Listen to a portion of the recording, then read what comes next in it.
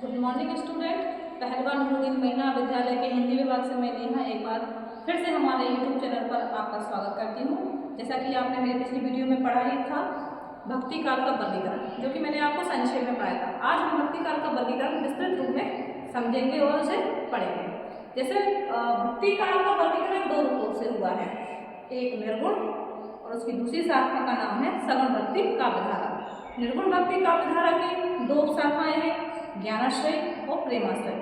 सगुण भक्ति धारा की भी इसी तरह दो शाखाएं हैं, राम भक्ति भक्ति धारा और कृष्ण भक्ति काव्यधारा।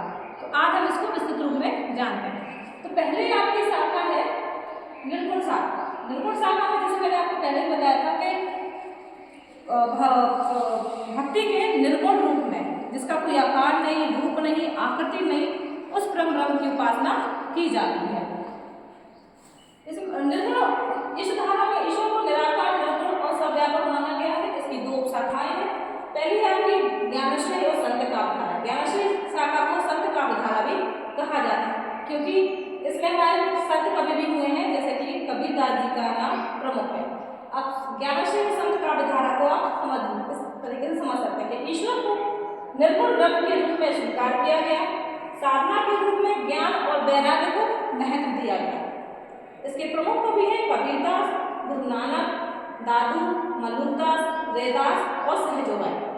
ज्ञानाश्रय शाखा में कबीरदास जी ने ज्ञान को महत्व दिया है कि ज्ञान के माध्यम से हम ईश्वर की प्राप्ति कर सकते हैं, इसलिए इस शाखा का नाम है ज्ञानाश्रय शाखा या संत काव्यधारा। दूसरी इसकी कुछ विशेषताएं हैं। ज्ञानाश्रय शाखा की प्रमुख विशेषता में आता है मूर्ति पूजा और कर्मकांड का ध्रुव। ज्ञानाश्रय शाखा में जैसे कि आपको मैंने बताया कि इसमें निराकार ब्रह्म की उपासना, जिसका ना कोई आकार है, ना रूप है, ना आकृति है, उनकी पूजा की जाती है। तो इस शाखा में मूर्ति पूजा और कर्मकांड का विरोध किया गया। दूसरी विशेषता है सहज योग और सत्य की खोज पर बल। फिर आपका लास्ट हिंदू और मुस्लिम दोनों परंपराओं का समन्वय, क्योंकि इस धारा के जो प्रमुख कवि हैं, कबीर हुए चाहे दादू नानक, सभी ने दोनों धर्मों का समन्वय करके साहित्य की रचना की। इसकी दूसरी शाखा है प्रेमाश्रय शाखा। जैसा कि नाम से ही प्रेमाश्रय शाखा, इसमें प्रेम के माध्यम से ईश्वर की प्राप्ति को बताया गया है। ईश्वर को प्रेम के माध्यम से प्राप्त करने की भावना पर विशेष बल दिया गया है। आत्मा परमात्मा के प्रेममय संबंध पर जोर दिया गया है। इसके प्रमुख कवि है जायसी, उस्मान, कुतुबन आदि।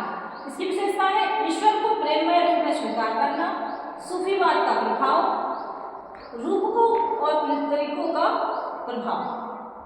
आइए पढ़ते हैं सगुण भक्ति काव्यधारा। सगुण भक्ति धारा, इस धारा के भक्तों ने ईश्वर को साकार रूप में स्वीकार किया और उसकी लीलाओं का गुणगान किया। सगुण भक्ति धारा क्योंकि निर्गुण में निराकार, जिसका कोई आकार नहीं, रूप नहीं, इसके विपरीत सगुण भक्ति धारा के कवियों ने मूर्ति पूजा का समर्थन किया और जिस भगवान का रूप है, आकार है, जिसको उन्होंने देखा है, उसकी पूजा की। सगुण भक्ति धारा की भी दो धारा है। पहली है राम भक्ति धारा। जैसे कि इसके नाम से स्पष्ट है कि राम भक्ति धारा, तो इस धारा के कवियों ने भगवान राम को केंद्र मानकर अपनी रचनाएं की, उनकी भक्ति की। इस धारा के प्रमुख कवि है तुलसीदास, प्रतिभास। इसकी विशेषता है भक्ति के साथ मर्यादा, नीति और कर्तव्य बोध पर जोर, लोक मंगल की भावना। दूसरी उपशाखा है इसकी कृष्ण भक्ति काव्यधारा। कृष्ण भक्ति काव्यधारा में भगवान कृष्ण की बाल लीलाओं, रासलीला और प्रेम भक्ति को अपनाया और उस पर विशेष जोर दिया। इसके प्रमुख कवि है सूरदास, मीराबाई, नारायण दास और हरिदास।